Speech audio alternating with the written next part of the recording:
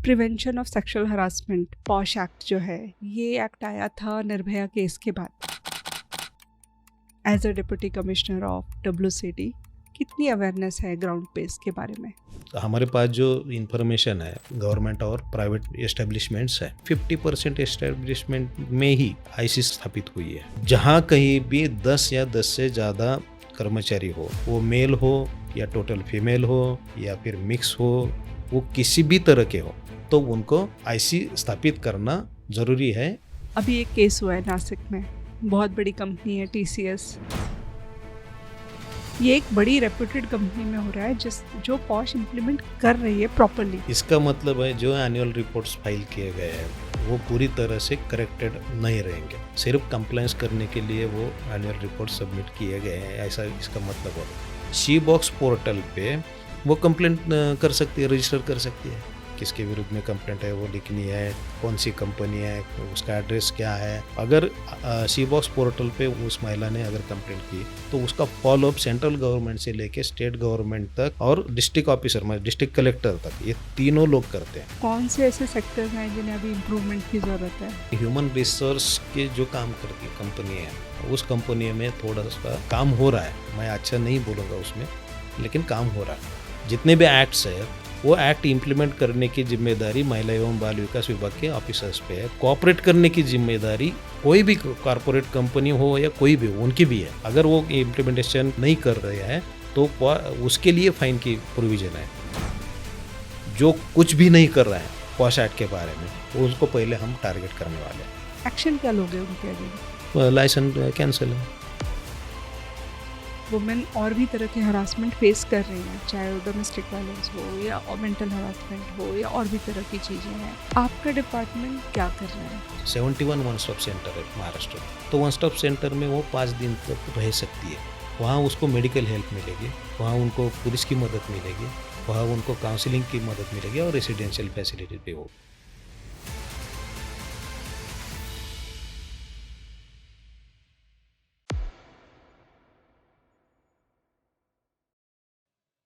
इस पॉडकास्ट में आगे बढ़ने से पहले आप हमारे चैनल को सब्सक्राइब कर लीजिए ताकि हम आपके लिए इसी तरह के इंसाइटफुल वीडियोस बना सकें।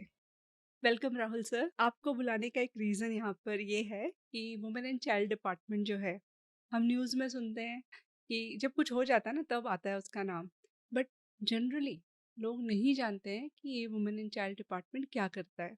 तो हमने सोचा कि वहीं के डिप्टी कमिश्नर को बुलाते हैं और उनसे पूछते हैं कि एग्जैक्टली क्या काम करता है ये। Women and child development department, उसको हिंदी में महिला एवं बाल विकास विभाग कहते हैं। तो ये बेसिकली जो समाज में अनाथ, निराधार, निराश्रित महिलाएं होती हैं या फिर ऑर्फन चिल्ड्रन होते हैं, अनाथ बच्चे होते हैं या फिर सिंगल पेरेंट बच्चे होते हैं, कि जिनको केयर एंड प्रोटेक्शन की ज़रूरत है, तो उन बच्चों के लिए या उन महिलाओं के लिए ये डिपार्टमेंट काम करता है।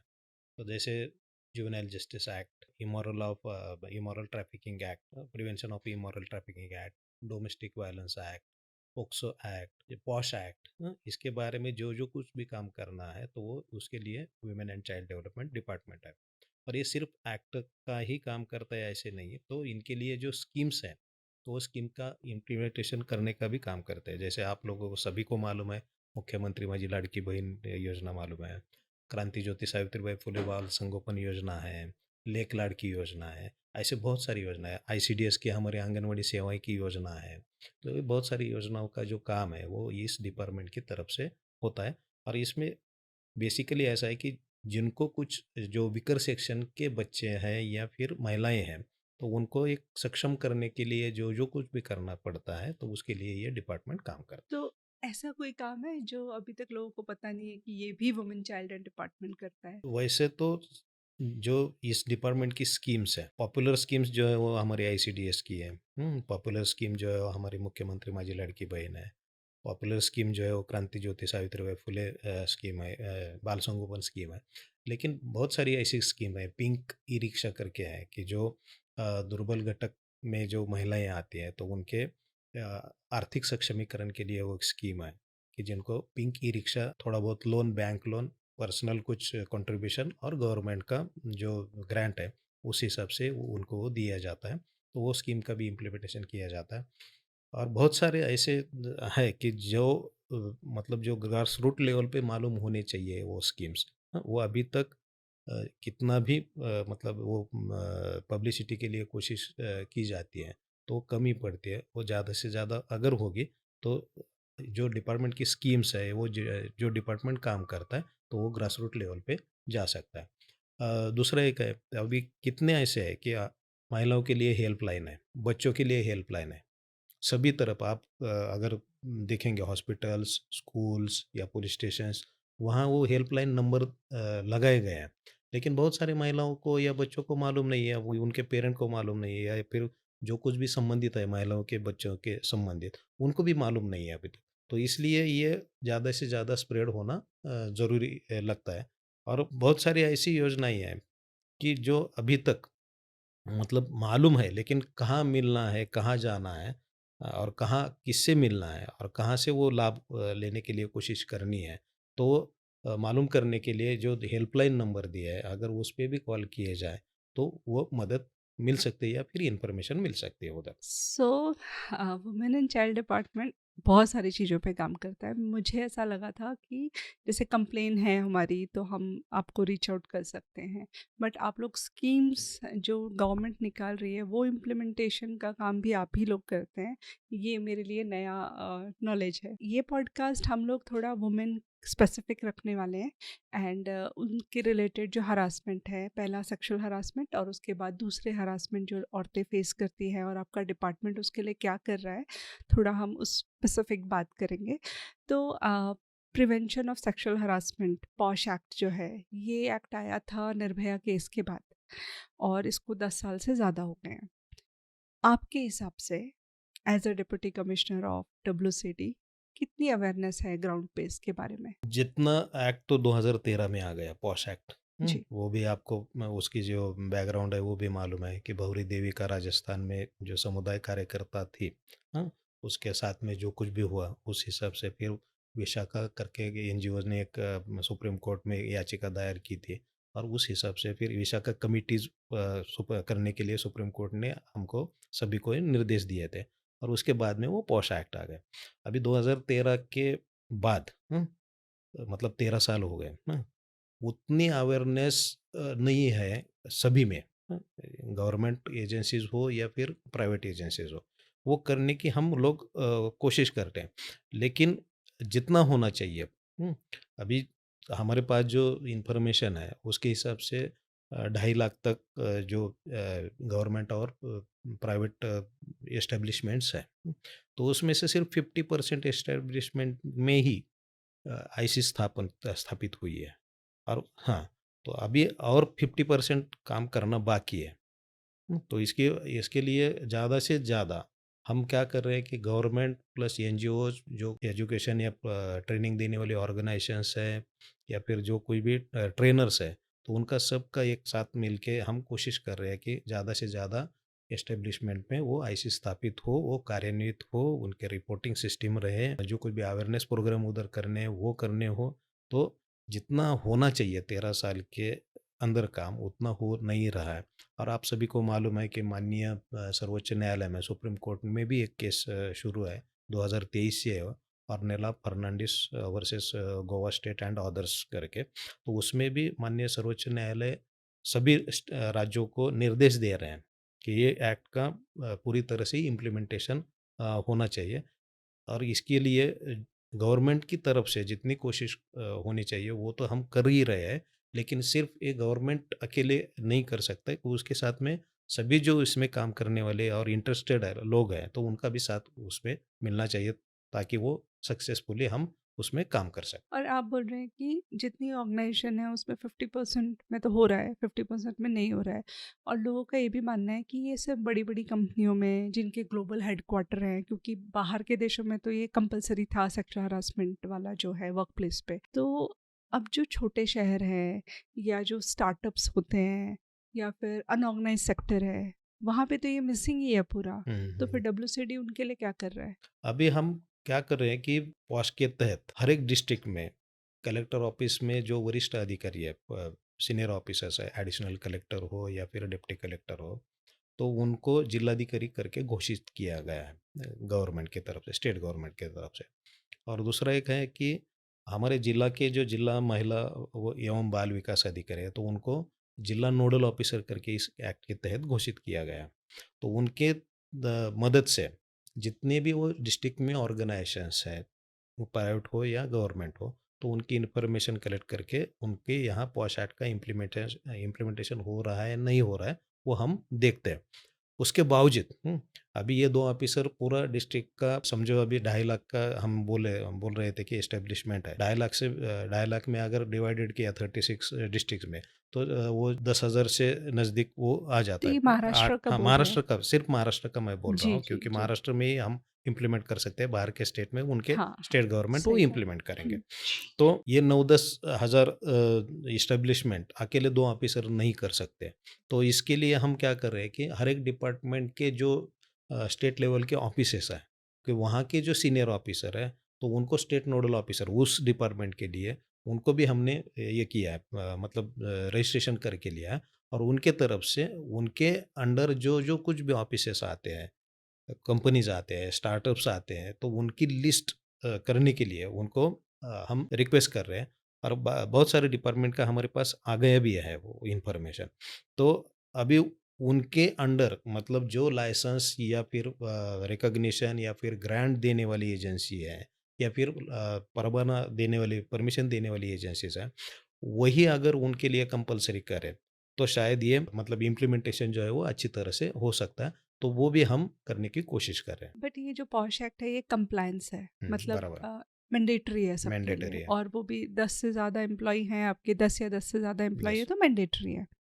उसके तो फिर वो जो 50% ऑर्गेनाइजेशन है जो कर भी रहे हैं, तो डेटा ये कहता है कि ये 50% में से भी ये जो ऑर्गेनाइजेशन है, कुछ लोग तो सिर्फ नेम सेक के लिए कर रहे हैं, क्योंकि ये कंप्लायंस है तो करना तो है ही। तो ये कैसे मेक श्योर कर रहे हो आप लोग कि जो कर रहे हैं वो ठीक से हो रहा है कि नहीं हो रहा है? इसलिए जो गवर्नमेंट ऑफ इंडिया का सी बॉक्स पोर्टल है, हाँ, तो सी बॉक्स पोर्टल पे एक चेक लिस्ट दी गई है कि किसी भी ऑर्गेनाइजेशन में पॉश एक्ट इम्प्लीमेंट हो रहा है या नहीं हो रहा है, अच्छी तरह से इम्प्लीमेंट हो रहा है या नहीं हो रहा है, तो उसके लिए वो चेक लिस्ट है। उसमें 31 पॉइंट्स है। हमने वो, स्टेट गवर्नमेंट ने वो 31 पॉइंट्स की जो चेक लिस्ट है, उसको ही इंस्पेक्शन फॉर्म बनाया है। और वो इसमें मराठी में भी किया है और उसके नीचे इंग्लिश में भी किया है।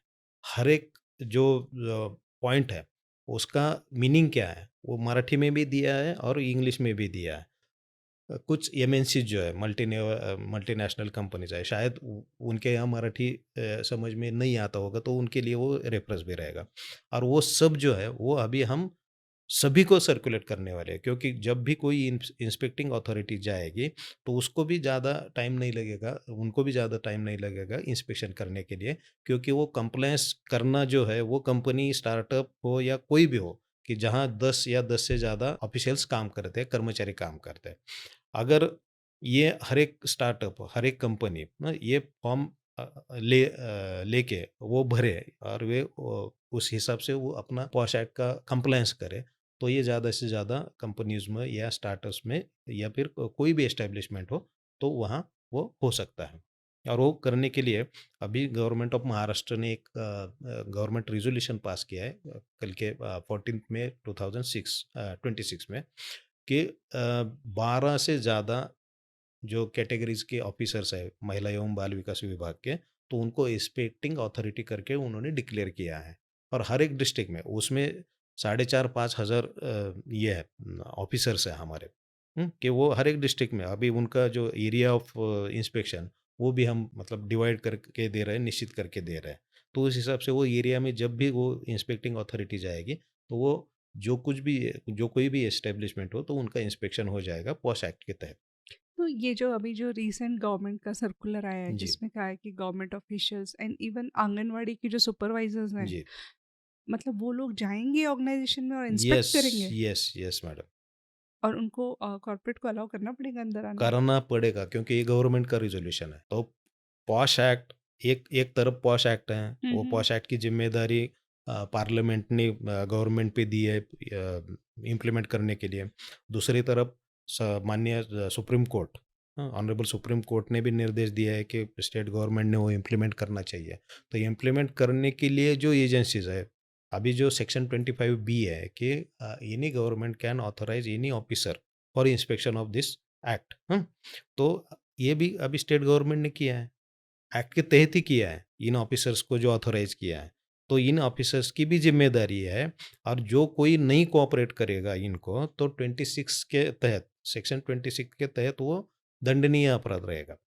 Near about till extended to 50,000 उनको फाइन भी लगेगा। तो जब ये इंस्पेक्ट करेंगे तो एग्जैक्टली क्या देखेंगे कि कमिटी है, आईसी कमिटी है? सभी सभी पॉइंट्स वो उसमें 31 दिया है। हाँ, पॉइंट्स। वो 31 पॉइंट्स में सभी पॉइंट्स दिया है कि जो आईसी है उधर स्थापित हुई है नहीं हुई है। हाँ, आईसी में 50% या 50% से ज़्यादा महिला है या नहीं है। आईसी की चेयरपर्सन महिला है या नहीं, सीनियर महिला ऑफिसर है या नहीं है। उसमें एक्सटर्नल जो मेंबर है वो महिला या फिर लॉ में या फिर सोशल वर्क में एक्सपीरियंस्ड पर्सन है या नहीं है। उसका आईसी का बोर्ड दिखना चाहिए, मतलब ऑफिस के फ्रंट साइड पे दिखना चाहिए, उधर लगाया है या नहीं लगाया है। अवेयरनेस प्रोग्राम होते हैं या नहीं होते हैं, आईसीज की मीटिंग होती है या नहीं होती है। जो कुछ भी कंप्लेंट आती है उनके पास, वो कंप्लेंट एक्ट में जो प्रोविजंस दिए हैं उस हिसाब से, या फिर उसमें जो टाइम बाउंड पीरियड दिया है उस हिसाब से होते हैं या नहीं होते हैं। एनुअल रिपोर्ट सबमिशन होता है या नहीं होता है। ऐसे 31 पॉइंट्स है, और वो 31 पॉइंट्स पे वो इंस्पेक्टिंग अथॉरिटी जो है वो इंस्पेक्ट करेगी। फिर तो करना ही पड़ेगा यस, सबको। यस, करना ही पड़ेगा, और सभी को कंपलसरी है। अभी इसमें कोई भी ऐसा नहीं बोल सकता है कि हमें ज़रूरत नहीं है, हमारे यहाँ कुछ होता नहीं है, हमारे यहाँ तो सिर्फ पुरुष मेल का हाँ, हाँ, वो ऑफिशियल्स तो एक हैं। कॉमन है। हमारे हाँ, यहाँ तो तो औरतें ये काम भी ही नहीं नहीं, करती। नहीं, जहाँ कहीं भी 10 या 10 से ज़्यादा कर्मचारी हो, वो मेल हो या टोटल फीमेल हो या फिर मिक्स हो या फिर उसमें ट्रांसजेंडर भी हो, या फिर वर्क फ्रॉम होम वाले हो, कॉन्ट्रेक्चुअल बेसिस के हो, आउटसोर्सिंग के हो, या सिर्फ ऑनररी हो, हफ्ते में 2-3 दिन ही आ जाते हैं, हाँ, बाद में घर पे या फील्ड लेवल पे काम करते हैं। जो कोई उस एस्टेब्लिशमेंट के पेरोल पे है, वो किसी भी तरह के हो, उनको 10 या 10 से ज़्यादा अगर उधर काम करते हैं लोग, उसके पेरोल पे है, उसके मस्टर पे है, तो उनको आईसी स्थापित करना ज़रूरी है या मैंडेटरी है। अभी एक केस हुआ है नासिक में, बहुत बड़ी कंपनी है टीसीएस। जब मैं पढ़ रही थी उसके बारे में तो मुझे ऐसे लगा कि ये कैसे हो गया, क्योंकि बड़ी कंपनियों में तो पॉश है। 8 फीमेल एम्प्लॉयज़ ने कंप्लेन की अपनी कमिटी में, एचआर को भी की कि हमें हमारे साथ सेक्सुअल हरासमेंट हुआ है। रेप की भी कंप्लेंट थी उसमें।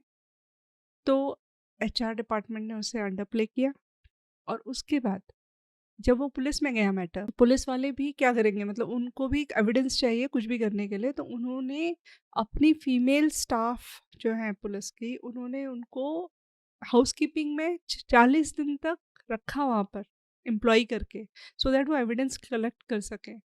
40 दिन के बाद जब उनको एविडेंसेस मिले तो पुलिस ने खुद 9 एफआईआर की उनके एम्प्लॉयज़ के अगेंस्ट। उसके बाद जाके कॉर्पोरेट की नींद खुलती है और वो अपने जो भी एफआईआर में जिन एम्प्लॉयज़ के नाम है उनको निकाल देती है। ये एक बड़ी रेप्यूटेड कंपनी में हो रहा है, जिस जो पॉश इम्प्लीमेंट कर रही है प्रॉपरली। पिछले उसका रिकॉर्ड है कि उसने हमेशा हर साल अपना एनुअल रिपोर्ट फाइल किया है। तो फिर क्यों हो रहा है ऐसे? इसका मतलब है जो एनुअल रिपोर्ट्स फाइल किए गए हैं, वो पूरी तरह से करेक्टेड नहीं रहेंगे।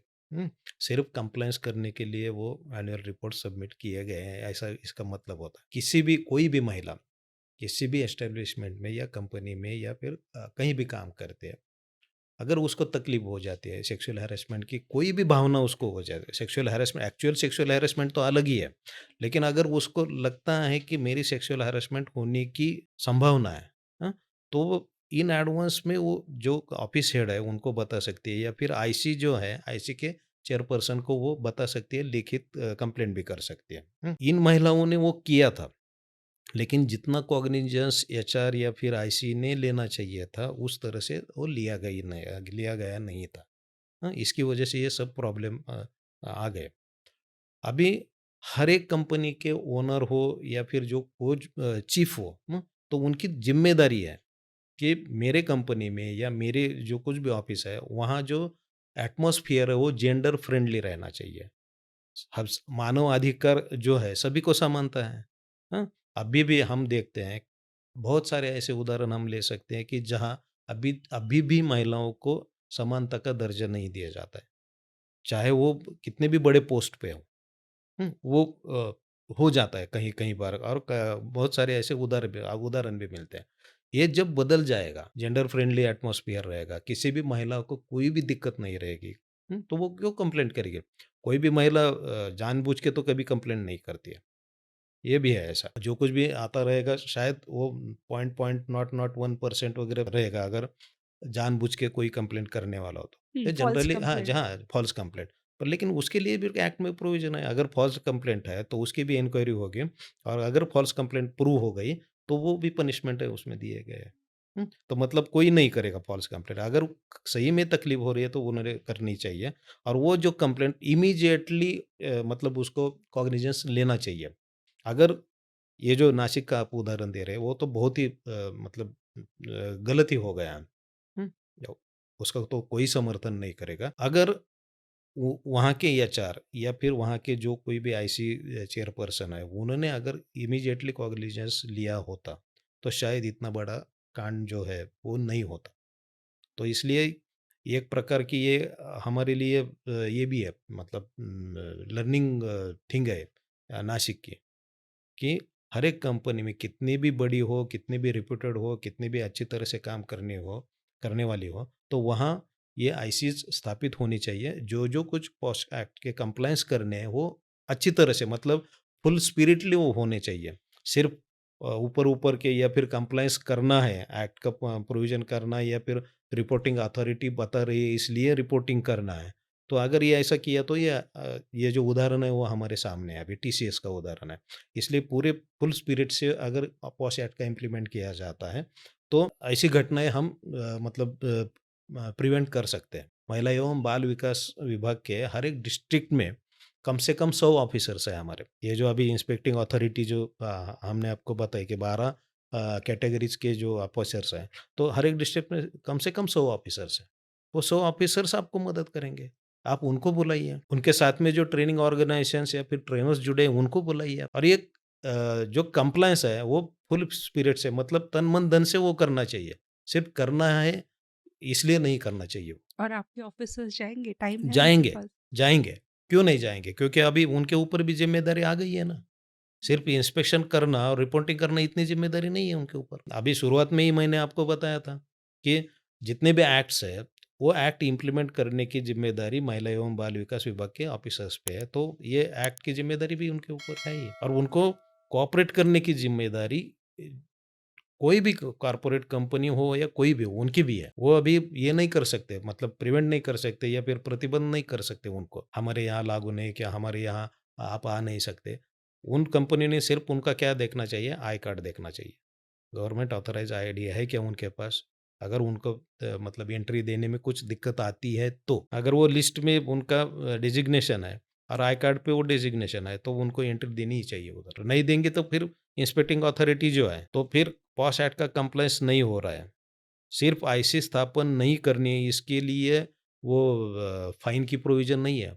पॉश एक्ट के जो-जो कुछ भी कंप्लायंसेस है, वो ना करने की ज़िम्मेदारी वो कॉर्पोरेट या फिर सभी कंपनियों के ऊपर आती है। अगर वो इम्प्लीमेंटेशन में कुछ दिक्कत में मतलब नहीं कर रहे हैं, तो उसके लिए फ़ाइन की प्रोविज़न है।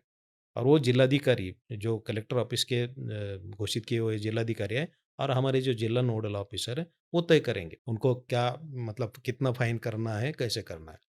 और ये एक बार फ़ाइन किया, मतलब उससे पहले उनको ये भी सूचित भी करेंगे कि आप 8 दिन में या 15 दिन में आप वो कंप्लायंस पूरा कीजिए। उसके बाद में ही फ़ाइन की प्रोविज़न है। अगर वो उन्होंने 15 दिन में नहीं किया, तो फ़ाइन की प्रोविज़न है। उसके बाद भी उन्होंने नहीं किया, तो डबल फ़ाइन की प्रोविज़न है और उनका लाइसेंस भी रद्द हो सकता है। कॉर्पोरेट का? कॉर्पोरेट का लाइसेंस भी रद्द हो सकता है। वो एक्ट में ही प्रोविज़न है। ये समझते हैं क्या कॉर्पोरेट? अ, समझाना पड़ेगा उनको। अभी तक हुआ है किसी का लाइसेंस रद्द? लाइसेंस तो नहीं है, लेकिन एक जगह पे फ़ाइन हुआ है। एक जगह पे फ़ाइन हुआ है। अभी वो फ़ाइन की भी प्रोसीजर जो है, वो कैसी रहनी चाहिए, वो भी डिसीज़न शायद गवर्नमेंट की तरफ से जल्दी हो जाएगा। एक व्यू पॉइंट ये भी है कि जो हमारी आईसी होती है, उसमें जितने भी मेंबर हैं, वो कॉर्पोरेट के हैं। उनको मतलब एम्प्लॉई हैं बेसिकली, हम्म, सैलरी हम्म, उनको कॉर्पोरेट से मिल हम्म, रही है, हम्म। और जो एक्सटर्नल मेंबर भी है कई बार वो फीस पे काम करते हैं तो उसको भी फंड कॉर्पोरेट ही कर रहा है। तो ऐसी आईसी कमेटी कैसे इंडिपेंडेंट या फिर एकदम फेयर या अनबायस्ड हो सकती है? इसलिए उनको ट्रेनिंग की भी ज़रूरत है बेसिकली। पॉश एक्ट पूरी तरह से उनको समझना चाहिए। उनकी हर एक की जिम्मेदारी जो है, एक्सटर्नल मेंबर हो या फिर चेयरपर्सन हो या फिर टोटल आईसी कमेटी हो, तो उनकी जिम्मेदारी क्या है वो समझ लेनी चाहिए। क्योंकि एक्ट में ही उनको इंडिपेंडेंट ये दिया है, अथॉरिटी दी है, निष्पक्ष, जिसको हम बोलते हैं ना, निष्पक्ष इंक्वायरी होनी चाहिए। और निष्पक्ष इंक्वायरी होते समय दोनों को भी चांस देना चाहिए। जो कंप्लेंट करने वाली महिला है, उसके पास जो कोई कुछ भी प्रूफ्स रहेंगे वो भी उन्होंने प्रेजेंट करने चाहिए। और जिनके विरुद्ध में वो कंप्लेंट है, उनका भी जो कहना है वो मतलब पूरी तरह से कहने की जो अधिकार है, कहने का जो संधि है, अपॉर्चुनिटी है, वो आईसी ने देनी चाहिए। और दोनों के जो रिकॉर्ड्स आएंगे, सामने आएंगे, जवाब जो सामने आएंगे, उसके ऊपर आईसी ने डिसीजन लेना चाहिए। ये एक्ट ने उनको ये किया, ड्यूटीज और रिस्पॉन्सिबिलिटीज दिए। उसके बाद में जो आपने जो बोला कि वहाँ के ही एक्सटर्नल मतलब चेयरपर्सन जो है वो वहाँ की ही महिला ऑफिसर है, या फिर एक्सटर्नल मेंबर मेंबर के लिए वो वही चार्जेस देते हैं और वही आते हैं, तो इंडिपेंडेंटली कैसे काम करते करते हैं। तो इस समय कभी भी किसी भी महिला को, तकरार करने वाली किसी भी महिला को अगर ऐसी दिक्कत आ जाती है कि ये ऐसी मेरे लिए मतलब जो प्रिजुडाइज माइंड से काम नहीं करेगी, हाँ, बिल्कुल निष्पक्ष रीति से काम करेगी और मुझे न्याय न्याय मिलेगा, ऐसा नहीं लगता है उस महिला को, तो वो महिला उसकी कंप्लेंट एलसी के पास दे सकती है, स्थानिक अच्छा, समिति के पास, जो लोकल कलेक्टर, कमिटी। हाँ, जो लोकल कमेटी के पास, कि जो जिलाधिकारी ऑफिस में रहते हैं, जिलाधिकारी ऑफिस में जो सीनियर महिला ऑफिसर है, हाँ, तो वो उसकी चेयरपर्सन रहते हैं। और वहाँ हमारे district women and child development officer वो मेंबर सेक्रेटरी रहते हैं, वहाँ कर सकते हैं। दूसरा एक है, अगर आईसी ने डिसीजन दिया, कुछ डिसीजन दिया और वो डिसीजन इनको पसंद नहीं है, मतलब जो कंप्लेंट करने वाली महिला है उसको लगता है कि मुझे न्याय नहीं मिला है, या फिर जिनके विरुद्ध में वो कंप्लेंट दी है, अपोनेंट जिसको हम रिस्पोंडेंट कहते हैं, उनको भी लगता है कि आईसी ने अच्छी तरह से इंक्वायरी नहीं की, मेरे ऊपर अन्याय किया है, तो वो अपील की प्रोविजन है सेक्शन 18 में। वो जो अथॉरिटी दी है वहाँ वो विहित पद्धति से, विहित सिस्टम से वो कर सकते हैं कंप्लेंट। अच्छा। हाँ, मतलब अपील कर सकते हो। या सो कंसिडर कीजिए कि मुझे कंप्लेन करनी है किसी कॉर्पोरेट के में बी सीईओ या फाउंडर की। अब मैं जाऊंगी लोग मतलब उनकी जो इंटरनल आईसी कमिटी है, आईसी के पास जाए। आईसी के पास जाऊंगी। तो मुझे तो पहले ही पता ये नहीं होने वाला है, क्योंकि वो तो एम्प्लॉई हैं उस कंपनी तो के। वो लिखित स्वरूप में कंप्लेंट लोकल कमेटी को दे सकते हैं कि अच्छा, ऐसा, बाहर दे हाँ सकते हैं। हाँ, कि ऐसा ऐसा है। और दूसरी एक और एक अच्छी प्रोविजन की है सेंट्रल गवर्नमेंट ने, सी बॉक्स पोर्टल पे वो कंप्लेंट कर सकती है, रजिस्टर कर सकती है। जिनको जिनको टेक्नोलॉजी का पता है वो सी बॉक्स पोर्टल पे कंप्लेंट दर्ज कर सकती है। और बिल्कुल सिंपल प्रोसीजर है वो।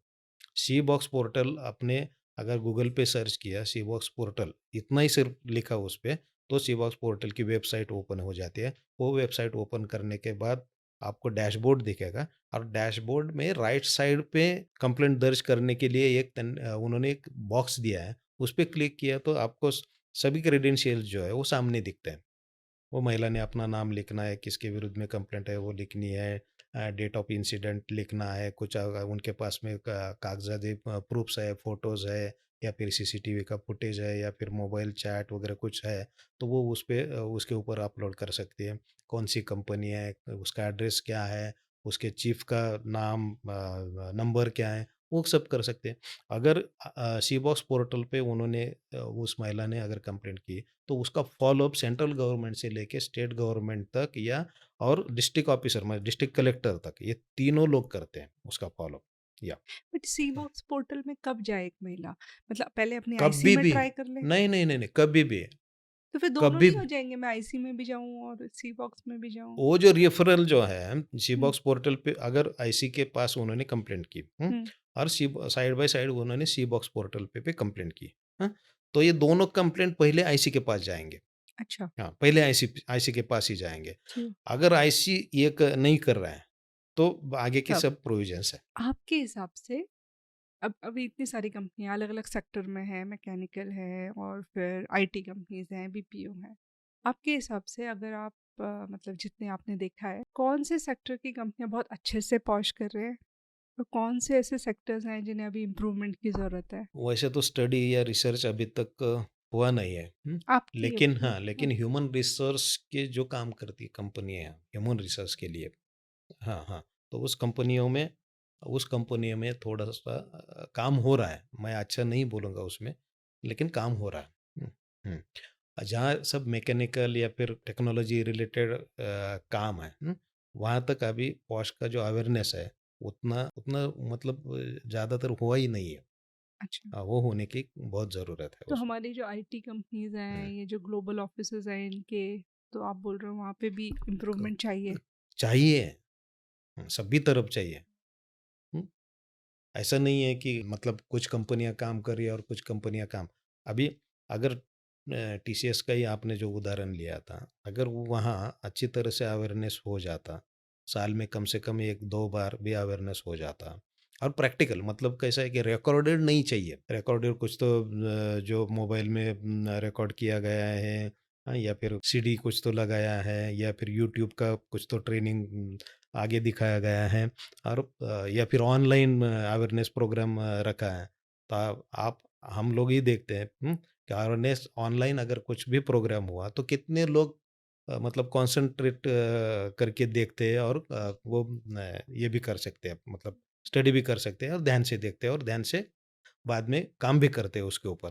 तो ऐसा तो रिसर्च नहीं हुआ है ना अभी तक। वो पैसा बचाने के लिए भी कर रहे यस, हैं लोग। यस। तो एक्चुअल एक्चुअल में अवेयरनेस प्रोग्राम होने चाहिए। एक्चुअल में वो जो कुछ भी एम्प्लॉइज़ है, उनके सामने जो एक्सपर्ट है, अगर उनके कंपनी में कोई एक्सपर्ट है कि जो अच्छी तरह से वो क्वेश्चन आंसर भी कर सकते हैं, क्वेश्चन को आंसर भी कर सकते हैं, अच्छी तरह से पॉश एक्ट समझा सकते हैं, अच्छी तरह से मानवाधिकार समझा सकते हैं, अच्छी तरह से जेंडर फ्रेंडली एटमॉस्फेयर कैसा करना होना चाहिए, वो समझा सकते हैं, तो वो कर सकते हैं। अगर वहाँ नहीं है, तो उन्होंने बाहर के जो ट्रेनर्स है या फिर ऑर्गेनाइजेशंस है, उनकी मदद, जो एक्सपर्ट ऑर्गेनाइजेशंस है, उनकी मदद लेनी चाहिए या फिर हमारे गवर्नमेंट ऑफिसर्स जो है, तो उनकी मदद लेनी चाहिए। लेकिन वो एक्चुअल में कम से कम साल में एक्ट में तो दिया है कि साल में कम से कम 1 प्रोग्राम होना चाहिए। तो मैं तो ऐसा बोलूँगा कि जब तक ये नहीं होता, तो साल में कम से कम 2 प्रोग्राम तो होने चाहिए। 6 महीने में 1 तो प्रोग्राम होना चाहिए। और इतना खर्चा भी नहीं आता उसको। जैसे चाय पीने के लिए क्या मीटिंग के लिए बैठते हैं, वैसे ही 1 डेढ़ घंटा भी अगर वो बैठे और ये समझ ले कि पॉश एक्ट क्या है, मानवाधिकार क्या है और जेंडर फ्रेंडली एटमॉस्फेयर क्या है, तो महिलाओं के लिए या फिर सभी समाज के लिए भी अच्छा रहेगा। जो डब्ल्यूसीडी डिपार्टमेंट है, वो जो कंपनियां कंप्लायंस नहीं कर रही है, पॉश कंप्लायंस फॉलो नहीं कर रही है, आप कितना एग्रेसिवली उनको ट्रैक कर रहे हो? अभी तो शुरुआत की है, जो अभी हमने गवर्नमेंट जो सर्कुलर निकाला है, तो इसके लिए वो सर्कुलर निकाला है। एग्रेसिवली वो इम्प्लीमेंट करने के लिए वो सर्कुलर निकाला है। अभी जो फील्ड में जाएँगे इंस्पेक्शन के लिए, उनको पता चलेगा कि कौन कंप्लायंस कर रहा है और कौन नहीं कर रहा है और फुल्ली कौन कर रहा है, पार्शियली कौन कर रहा है और कोई कर ही नहीं रहा है। हुँ? अभी पहले हम जो कोई कुछ भी नहीं कर रहा है पॉश एक्ट के बारे में, उनको पहले वो जो सेक्शन 25, 26, हुँ? वो तो लगने वाला ही है। कुछ भी नहीं कर रहे। जो पार्शियली कर रहे हैं उनको तो अपॉर्च्युनिटी देनी चाहिए कि बाकी सब कंप्लायंस करने के लिए। लेकिन कुछ भी नहीं कर रहे हैं ना, वो उसको पहले हम टारगेट करने वाले हैं। बड़ा मैसेज है आपका या उन कंपनियों के लिए। और जो मतलब जो नहीं कर रहे हैं, आपने कहा कि आप उन्हें एग्रेसिवली ट्रैक करने के लिए प्लान बना रहे हैं, लेकिन एक्शन क्या लोगे उनके अगेंस्ट? जो एक्ट में प्रोविज़न दी है, अच्छा, वही। हाँ, वही। एक्ट हम्म, एक्ट के बाहर तो नहीं जा सकते ना। जी। हुँ। मतलब उन पे फ़ाइन है, फाइन लगेगा। पहले नोटिस, उसपे हम्म, उसके बाद में फ़ाइन है, 50,000 तक का फ़ाइन है। अगर वो भी नहीं कर पा रहे, उसके बाद में फ़ाइन करने के बाद भी नहीं कर पा रहे, तो डबल फ़ाइन है और लाइसेंस कैंसल है। अगर कोई भी कंपनी रही, उसको तो कंपनी एक्ट का लाइसेंस रहेगा या फिर कौन से और अदर एक्ट का लाइसेंस रहेगा। तो लाइसेंस कैंसल करने के लिए हम ये करेंगे, जो अथॉरिटी है, तो उनको लिखेंगे हम और वो प्रोसीजर स्टार्ट हो जाएगी। क्योंकि ये कंप्लायंस अभी ज़रूरी है, एक्ट के तहत भी ज़रूरी है। हाँ, माननीय जो सुप्रीम कोर्ट है, ऑनरेबल सुप्रीम कोर्ट है, उनके जो डायरेक्शंस है, उसके हिसाब से भी ज़रूरी है। और जो गवर्नमेंट डिसीजन ले रहे हैं इम्प्लीमेंट करने के लिए, उनके हिसाब से भी ज़रूरी है। So as a deputy commissioner of WCD, आप क्या मैसेज दोगे उन HRs को और वो कंपनियों को और जो स्टार्टअप्स हैं मेनली? मैं सभी गवर्नमेंट, प्राइवेट सेक्टर सभी एजेंसीज़ को मैं आह्वान भी करता हूँ, विनती भी करता हूँ, रिक्वेस्ट भी करता हूँ कि आप पॉश एक्ट लाइटली मत लीजिए, सीरियसली लीजिए आप लोग। और ये जितना जल्दी हो सकता है, उतना जल्दी आप आपका ऑफ़िस का रजिस्ट्रेशन जो है, वो सी बॉक्स पोर्टल पे कीजिए।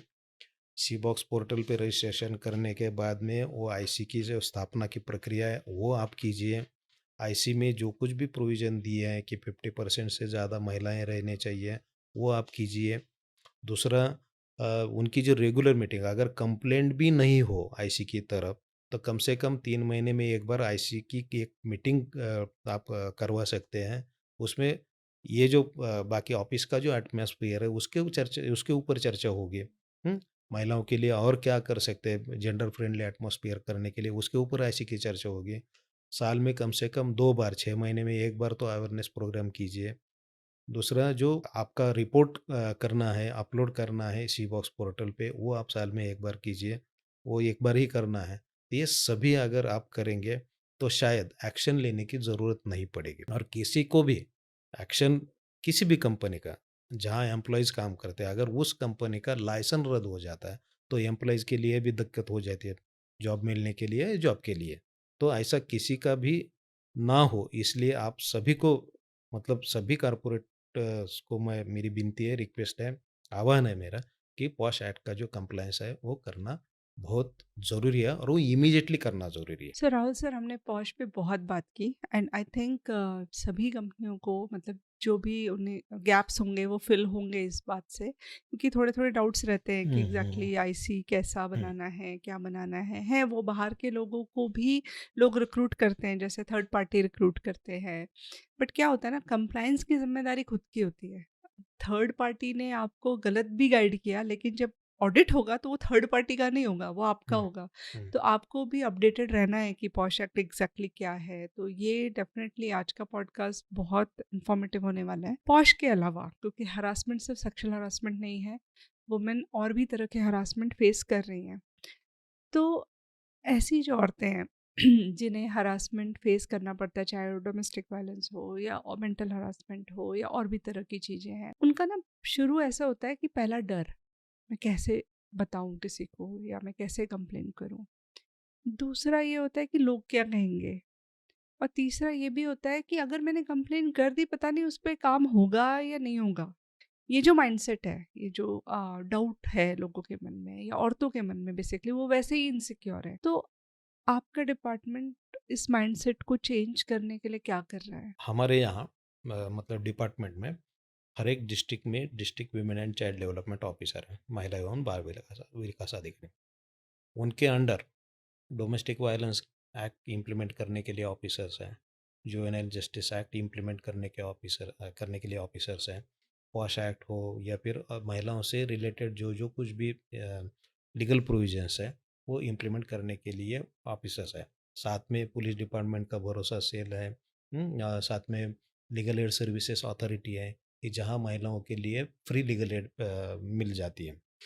और एक दूसरी बात, जो डर लगता है शुरुआत में कि कहाँ ये करे, करे तो कैसे करे और करेंगे भी तो भी वो मदद मिलेगी या नहीं मिलेगी, इसके लिए सिंपल एक टोल फ्री हेल्पलाइन है महिलाओं के लिए।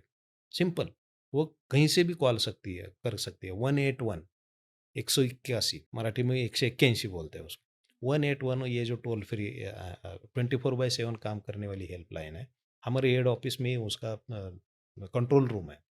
और कहीं से भी 24/7 कहीं से भी उस महिला ने अगर फ़ोन किया उधर, समझो डोमेस्टिक वायलेंस के केस आया है, समझो सेक्सुअल हैरेसमेंट के केस आया है, समझो रास्ते पे वो जा रही है और उसको कोई तो अटैक करने वाला है ऐसा, या फिर कोई तो पीछा कर रहा है उसका, ऐसा है, तो वो 181 पे कॉल कर सकते हैं।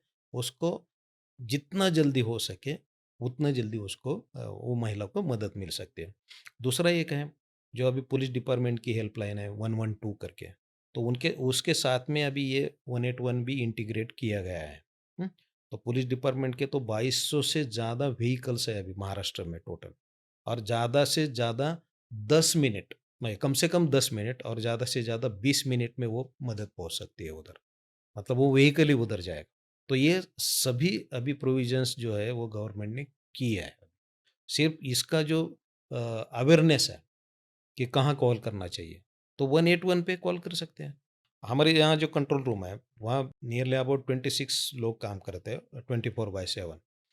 हर रोज़ कम से कम 4 से 5,000 तक कॉल्स आते हैं, हर रोज? हर रोज़। कहीं इन्फॉर्मेटिव भी कॉल रहते हैं। बहुत सारे कॉल ऐसे इन्फॉर्मेशन स्कीम की माहिती दो, ये का ऑफ़िस किधर है वगैरह ये सब पूछ लेते हैं। हुँ?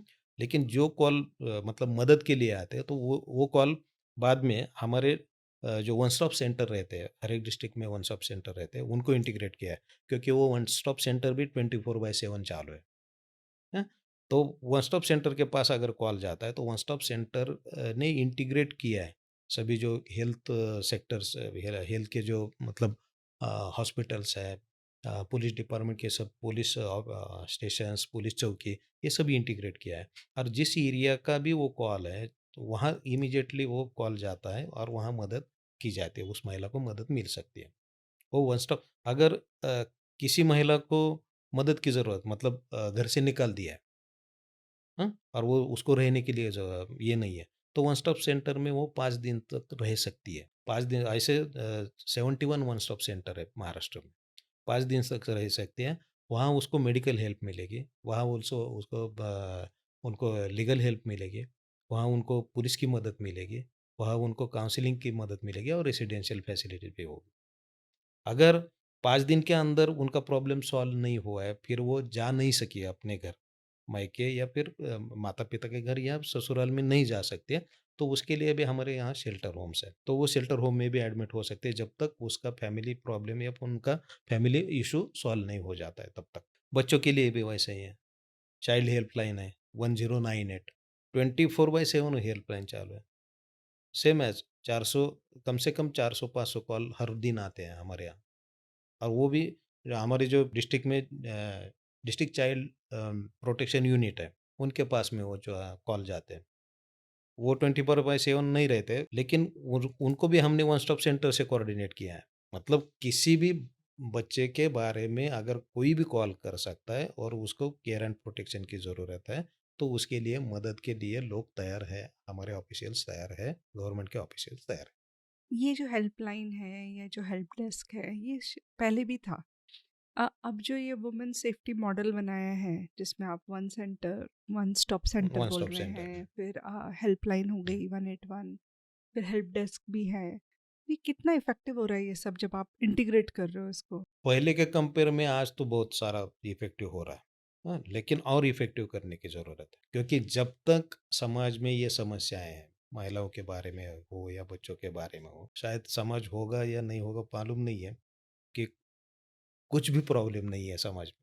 टारगेट तो है, हाँ, वो तो सपना ही गोल है। तो है, वो हाँ। तो सपना ही है ना। हाँ, लेकिन जितना अच्छा समाज मतलब जितनी सुरक्षितता अच्छी तरह से महिलाओं को या बच्चों को दे सकते हैं, उतनी कोशिश तो इफ़ेक्टिवली होनी चाहिए और वो करने की कोशिश गवर्नमेंट भी कर रही है। और जिस तरह के आपको कंप्लेंट्स आते हैं, आपने कहा औरतों के 5,000 तक कॉल आते हैं एक दिन में, तो वो जो कंप्लेन आते हैं आप लोगों के पास, अगर मैं कंप्लेंट वाला पार्ट ले लूँ, कुछ तो स्कीम के लिए भी आते हैं, तो उसमें आपको मतलब सबसे ज़्यादा कंसर्निंग या शॉकिंग ऐसे कौन से कंप्लेंट्स लगते हैं जो आज भी हो रहे हैं? डोमेस्टिक वायलेंस में बहुत सारी कंप्लेंट आ रही है महिलाओं के बारे में।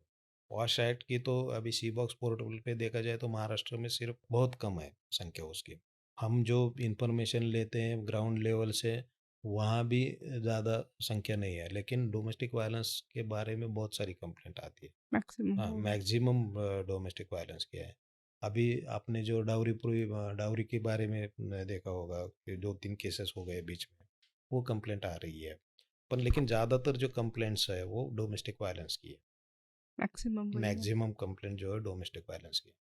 तो इसके लिए हम तो ये बोलना चाहें कि महिलाओं ने आगे, जिनके अगेंस्ट ये अन्याय हो रहा है, जिनके बारे में ये अन्याय हो रहा है, वो अगर आगे नहीं आएँगे, तो ये सॉल्व करने में भी दिक्कत आ जाती है। उनके मन में जो डर है वो आप लोग इसी तरीके से निकाल सकते हैं। जितनी अवेयरनेस बढ़ेगी, जितना लोग आगे आएंगे और जितने लोगों को उस कंप्लेन करने के बाद सोल्यूशन मिलेगा, तो automatically right yes, message yes. चला जाता है। फाइनल क्वेश्चन, उन औरतों को के लिए आपका जिन्हें फिर भी डर है, कैसे वो कंप्लेन करें?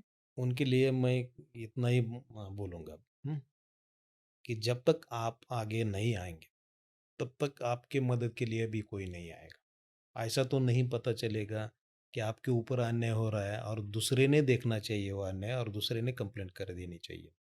वैसे तो डोमेस्टिक वायलेंस हो या पॉश एक्ट हो, उसमें भी प्रोविज़न है। अगर किसी महिला के बारे में कुछ अन्याय हो रहा है या फिर हैरेसमेंट उनका हो रहा है, तो उसकी तरफ से कोई भी एक फर्स्ट कंप्लेंट कर सकते हैं, आईसी के पास में हो या एलसी के पास में हो थर्ड या पर्सन। अथॉरिटी के पास में हो, लेकिन बाद में उस महिला ने वो लिखित स्वरूप से वो कंप्लेंट देनी चाहिए। तो जब तक महिला आगे नहीं आएगी, जब तक महिला खुद तय नहीं करेगी कि मेरे खिलाफ का जो अन्याय है, वो दूर करने के लिए पहली स्टेप जो है वो मुझे ही लेनी चाहिए, बताने की, किसी को बताने की या कंप्लेंट करने की। तो अगर महिला आगे आएगी तो उसके ऊपर का जो अन्याय है वो दूर करने के लिए बहुत सारी एजेंसीज है, गवर्नमेंट भी बहुत सारी कोशिश कर रही है, बहुत सारे एक्ट की प्रोविजंस भी है। डर डर जो है वो निकलना चाहिए। सी बॉक्स पोर्टल पे जो अभी उन्होंने मीडिया के कुछ वीडियोस अपलोड किए हैं, उसमें भी है, चुप मत रहो, बोलो। एक ही संदेश है उसमें, चुप मत रहो, बोलो। बोलने से समाधान ही निकलेगा। बोलने से अन्याय दूर करने के लिए मदद ही हो जाएगी। अगर आप बोलोगे नहीं, आप चुप रहोगे, तो जो अन्याय करने वाला है, उसका जो धैर्य बोलते हैं ना उसको, उसका जो करेज है, वो बढ़ जाता है कि वो समझ लेता है कि सामने से मुझे रिस्पॉन्स मिल रहा है। तो इसलिए चुप मत रहो, बोलो। इतना ही मैं महिलाओं के लिए, हमारी बहनों के लिए बोल सकता हूँ। Thank you Rahul sir, thank you. हमारे से इतना डिस्कशन करने के लिए और यहाँ पर आने के लिए। जब मैं आपसे बात कर रही थी ना, तो मुझे ऐसा लग रहा था कि अच्छा गवर्नमेंट ऑफिशियल है, पता नहीं क्या जितने मेरे क्वेश्चंस हैं उसको कितना डिटेल में बताएंगे, बट आपने ऐसा मुझे लगा मैं किसी फ्रेंड से बात कर रही हूँ और it was very informative. Thank you. Thank you, thank you.